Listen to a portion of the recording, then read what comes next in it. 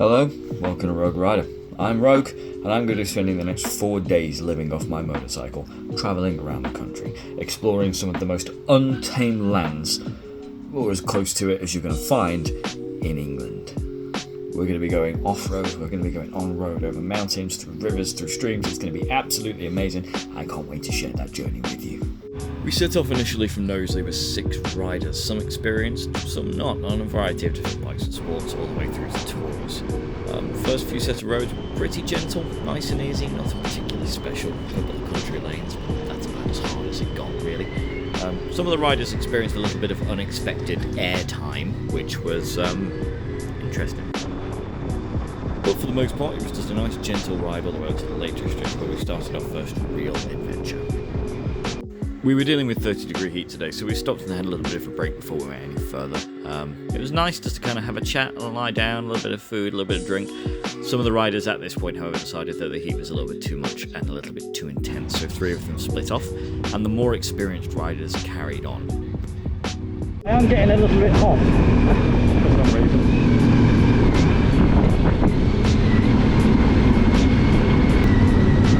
And as much as I love the Pan-European, and I do love the Pan-European, it's more of a winter bike.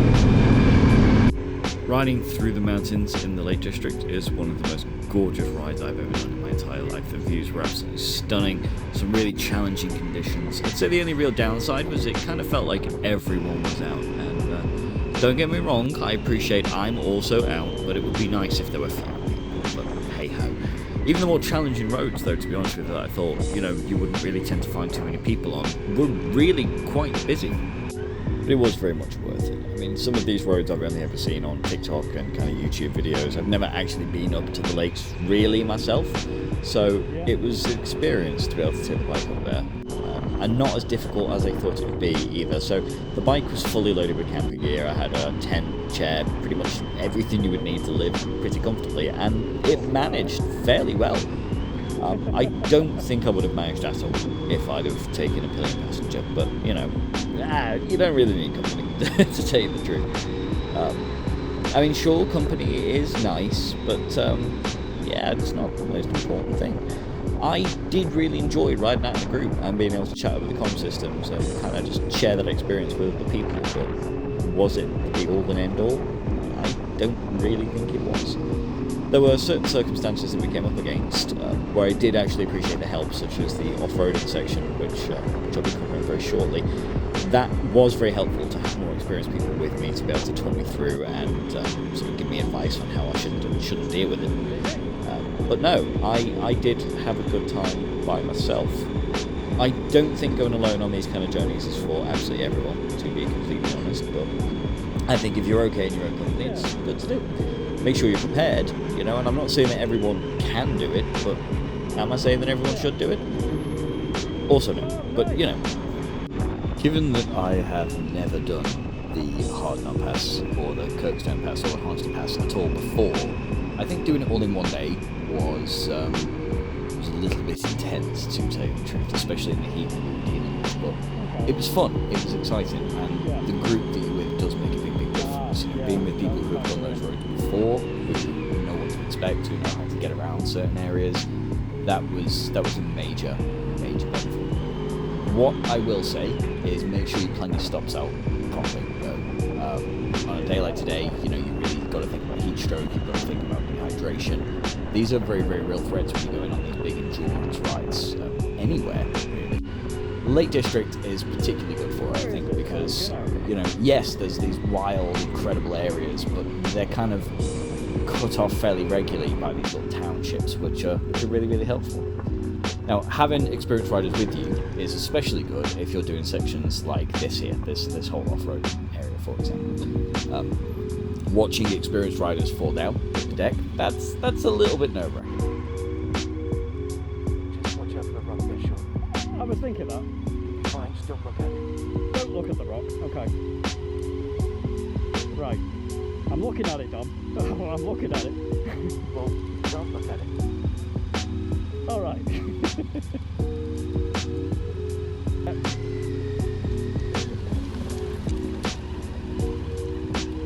Hey!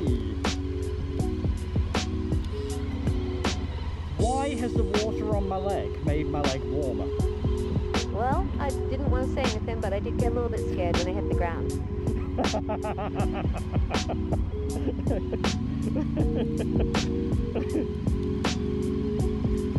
Now, I don't care what anyone says. 100 to 200 yards of off-roading is still off-roading. It's not something I've done before. It's really exciting, really, really good. If you're going to do something like this, I would highly recommend having people who know what they're doing with you. Because if you do drop your bike, you've got people who can help you get back up. Nice. Yeah, right. Okay.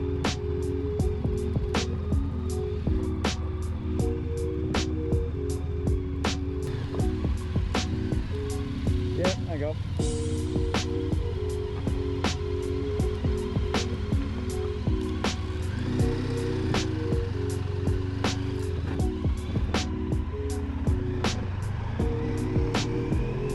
Now, I've had the genuine pleasure of riding a motorcycle all around the world, many, many different countries, and one thing I realised a couple of years ago is that I've never actually taken the time to explore my own country before. So I've been doing that for the last few years, and I've got to say, the Lake District has some of the most beautiful views I've ever seen. The roads are stunning, the views are absolutely incredible. The roads are a little bit challenging, to tell you the truth, but absolutely breathtaking. That's the only real way I can describe it, just breathtaking. Now, considering that it was just experienced riders, this was not actually part of the original plan, but then at this point we decided we were going to start heading up towards Hardnut Pass. I'd heard nothing but horror stories about Hardnut Pass, so I really wasn't sure what to expect at all, but I actually didn't think it was that bad. It was just a series of consecutive U-turns on a hill stop. You know, I mean, that's not really that bad, really. I think Hardnut is seen as one of these roads that are just impossible, and it's really, really not. You've got to know how to ride a bike, don't get me wrong, you've got to have the right vehicle for it. I would not recommend doing anything like this on a 125, for example. On the way up there, one of the riders was telling me about this guy who took a caravan up here once it got stuck, because of course it did. Look at it. You know, if you're taking a caravan up Hardnut Pass, then to be honest, I think you probably deserve everything that's coming to you. But if you do make it to the top, again, the views are just... I really can't get over the views. I can't really describe quite how beautiful it is. I think it's one of those things that you really just have to get out there and just experience for yourself. Make sure you know what you're doing, and if you don't know what you're doing, bring someone who does, as I've said, but get out there, do it, it's gorgeous. At the top of Hardnut Pass as well, you've also got Hardnut Fort, which is a very, very well preserved Roman fort, and the reason why it's so well preserved is really interesting. So basically, there was no other settlements around to be dismantling it and using the rocks for other things, so it stayed in a really, really good condition.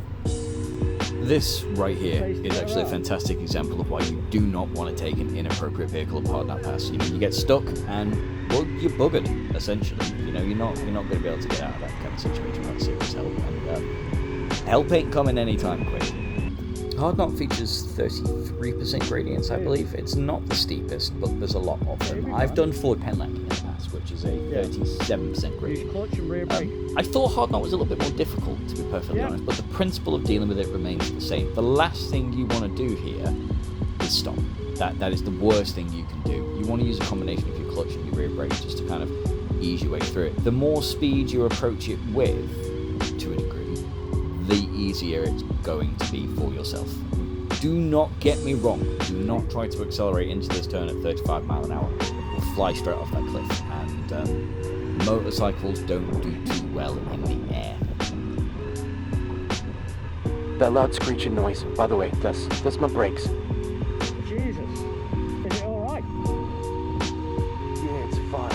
Don't worry. Okay. If you successfully navigate Hardnut on the other side, there's a pub which we were going to stop in and have lunch or dinner, but unfortunately there was a music festival on. I say unfortunate because we couldn't get in and we couldn't park anyway, but it was nice to stop in and listen to for 5 minutes. This is where we all separated, and I carried on with the rest of the trip alone whilst they went back home. Now, I also ended up in a bit of a Mexican standoff situation and really thought this van was going to run me over, which wasn't the best start to the solo part of my journey, but the cameraman always survives. This was the part of the trip that I was most nervous about, to tell you the truth, just sort of heading off into the wild by myself. But honestly, I had the most amazing time, and it was so good and so free just to get out there on two wheels and just see the world in a way that you can't any other way. That first night I really didn't sleep too well, to tell you the truth, but I mean, my god, the roads here, again, just incredible. And an exceptional surprise, which I really wasn't expecting at all, I came across a herd of wild horses on the way to the campsite, and that was just, I mean, that was a magical experience. Yes, I thought they were going to kick me to death, but they didn't, you know, and that's what I'm taking away from the experience. They didn't. Hello. Shit. Wow. Thank you.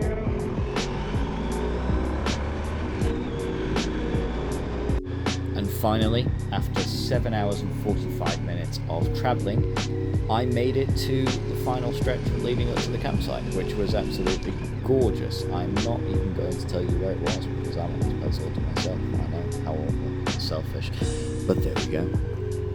No, it was absolutely gorgeous. It was really out of the way, really quiet, really wild. Definitely my kind of vibe. I'm definitely staying here again. Anyway, thanks for watching, and I hope you join me for part 2, which will be uploaded a little bit later. Take care.